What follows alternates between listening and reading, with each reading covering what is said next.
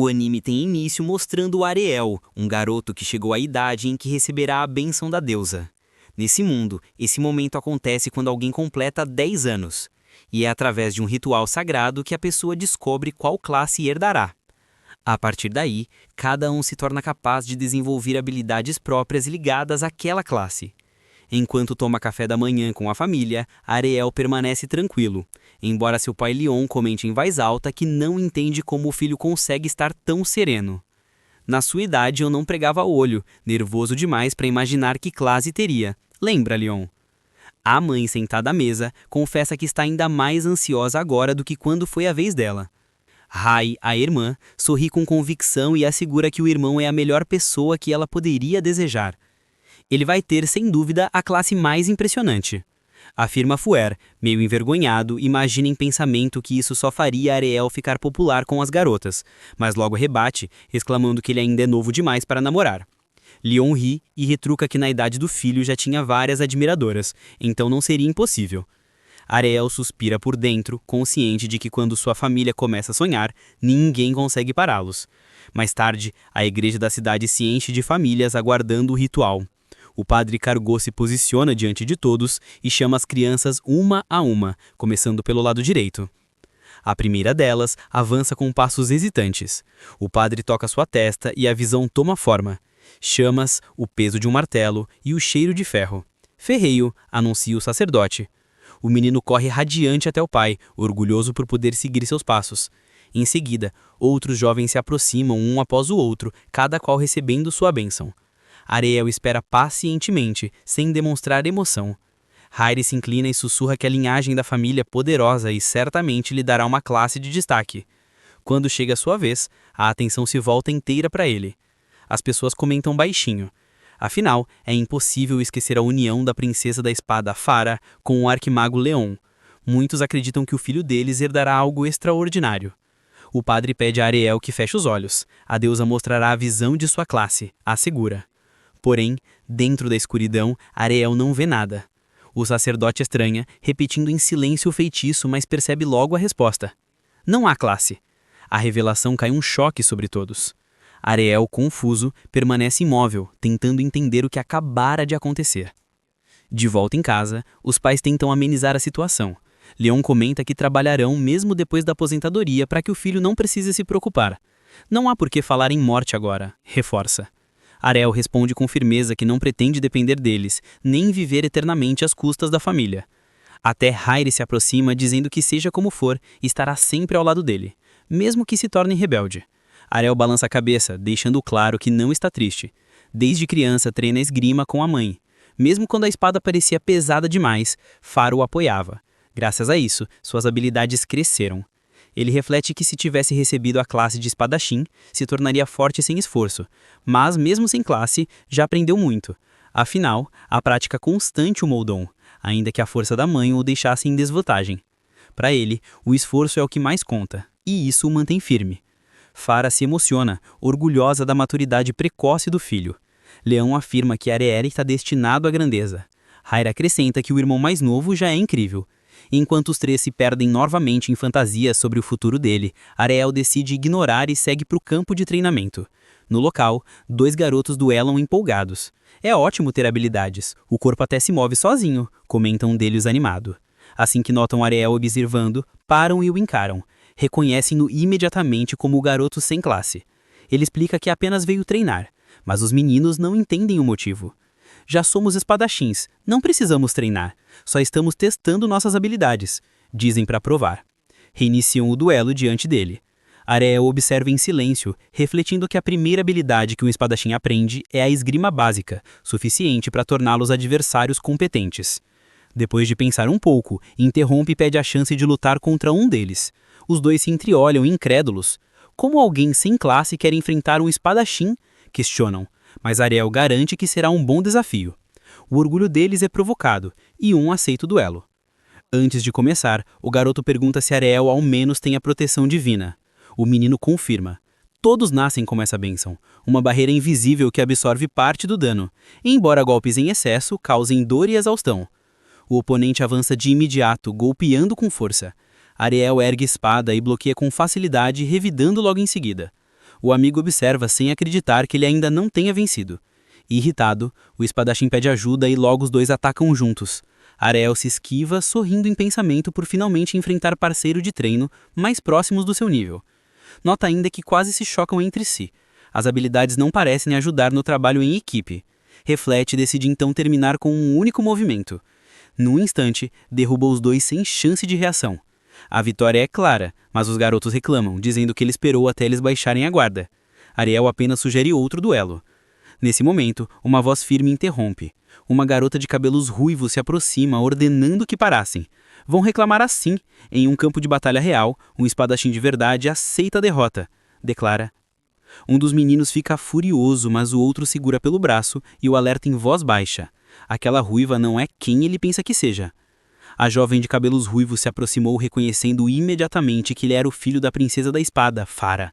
Para ela, aquilo explicava o motivo de Ariel conseguir lutar, mesmo sem ter recebido uma classe, pois deveria carregar o talento natural herdado da mãe. Contudo, pensou que era cedo demais para que ele se orgulhasse, já que os dois garotos que enfrentara não passavam de iniciantes. A ruiva declarou que queria duelar com ele, prometendo mostrar a ele, o sem classe, o que um verdadeiro espadachim poderia realizar. As crianças ao redor começaram a suspeitar que ela fosse parente do chefe da guarda, e logo ela confirmou. O capitão Ivans era seu pai. Ao escutar aquele nome, Ariel recordou de um homem que de vez em quando aparecia em sua casa para pedir auxílio à sua mãe em caçadas contra demônios. A ruiva afirmou com convicção que o pai dela era alguém extraordinário, não apenas por ser um mestre da espada, mas também por liderar com firmeza, conquistando o respeito de todos. Porém, apesar de tudo isso, o título de melhor espadachim da Vilab sempre recaía sobre a princesa da espada, Farah. E essa era uma verdade que ela simplesmente não aceitava. Ariel pensou que, no fundo, aquela garota estava irritada com a mãe dela e por isso queria descontar com ele. Suas palavras deixaram a ruiva ainda mais enfurecida, acusando-o de acreditar que Farah era melhor, como todos os outros diziam. Ele não negou, em vez disso, confirmou que a mãe dele de fato era mais forte da Vilab. O olhar da garota endureceu e ela afirmou que os filhos herdavam o talento dos pais. Era por esse motivo que venceria Ariel, provando que sua família superava a dele.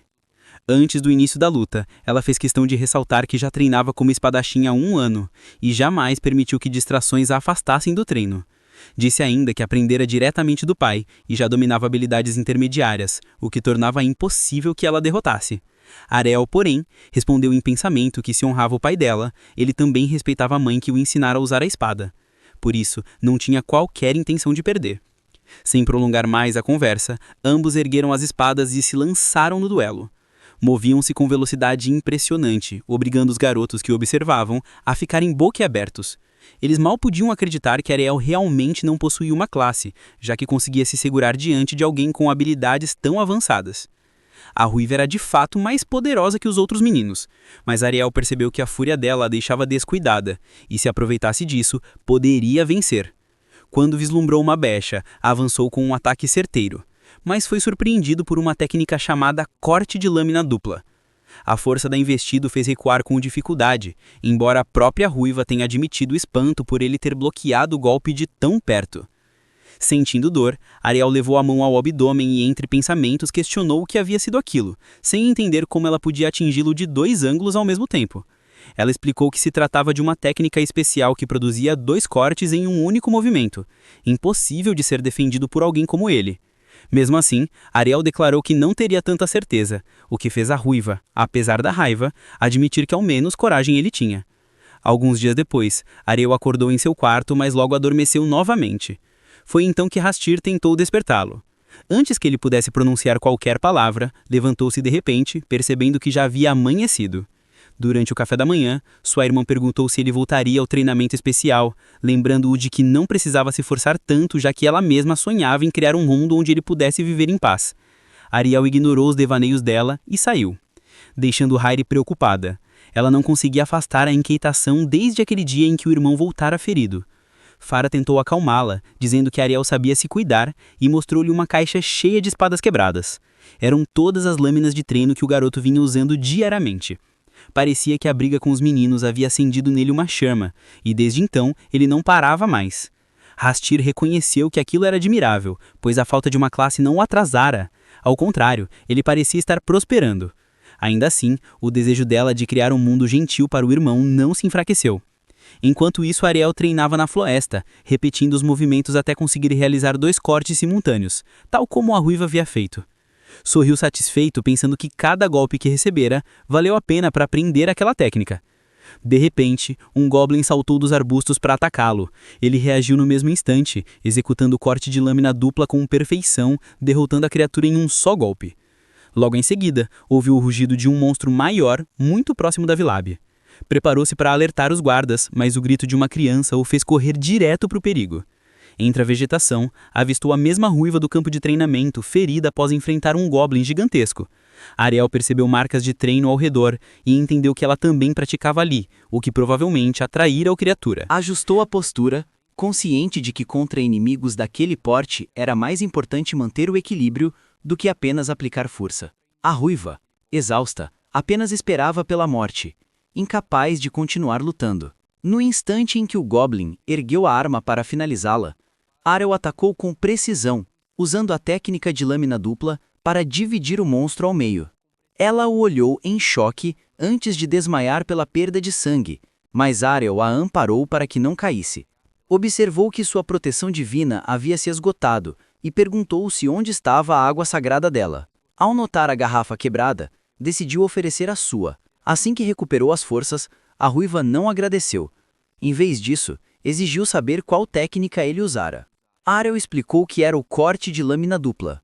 Ela não acreditou, alegando que tal habilidade só poderia ser executada com a proficiência adequada. Ele respondeu que era difícil, mas que havia treinado o dobro para aprender, acreditando que força e velocidade bastavam, desde que o tempo fosse perfeito. Confessou ainda que só descobrira isso graças a ela, por ter visto de perto seus movimentos durante a luta, o que o fez refletir continuamente sobre aquilo. A ruiva se sentiu desconcertada, embora reconhecesse que o vira executar a técnica diante de seus olhos. Ele acrescentou que odiava perder e queria garantir que na próxima disputa saísse vitorioso. Propôs então uma revanche, lembrando que havia salvo sua vida e cedido sua água sagrada. A garota concordou, mas no duelo, Ariel iniciou com um terceiro golpe inesperado dentro da técnica, deixando-a sem reação. Confusa, ela afirmou que o movimento era impossível, já que a habilidade se limitava a 2 cortes. Ariel explicou que sua versão não estava presa às regras da habilidade oficial, podendo ser modificada conforme sua própria força. Mesmo vendo com os próprios olhos, a ruiva se recusava a aceitar. Disse que no fim era apenas uma imitação sem classe e que jamais poderia superar o golpe de um espadachim verdadeiro. Ariel sabia que palavras não a fariam mudar de ideia, então concluiu o duelo, usando sua velocidade recém-dominada para encurralá-la.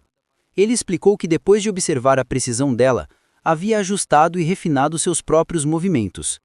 Sem escolha, ela admitiu a derrota, enquanto Ariel se afastava vitorioso. Alguns dias depois, durante o jantar, Farah mencionou que a filha de Evans havia partido para Brescia. Brescia era conhecida como a Cidade das Espadas, lugar onde Farah vivera antes de se casar, fazendo parte de uma guilda. Ao ouvir isso, Ariel pensou em seguir pelo mesmo caminho, determinado a descobrir até onde poderia chegar sem depender de uma classe. Assim se encerrava o primeiro capítulo. E é isso, pessoal. Se você curtiu essa história e quer acompanhar o desenvolvimento do Ariel, não esquece de deixar o like, porque isso me ajuda demais a continuar trazendo conteúdo como esse aqui no canal. Se você é novo por aqui, já se inscreve e ative o sininho para não perder os próximos vídeos. Tem muita coisa boa vindo por aí. Comenta aí embaixo o que você achou dessa parte da história. Qual personagem chamou mais sua atenção? Quero muito saber. Obrigado por assistir até aqui e a gente se vê no próximo vídeo. Valeu!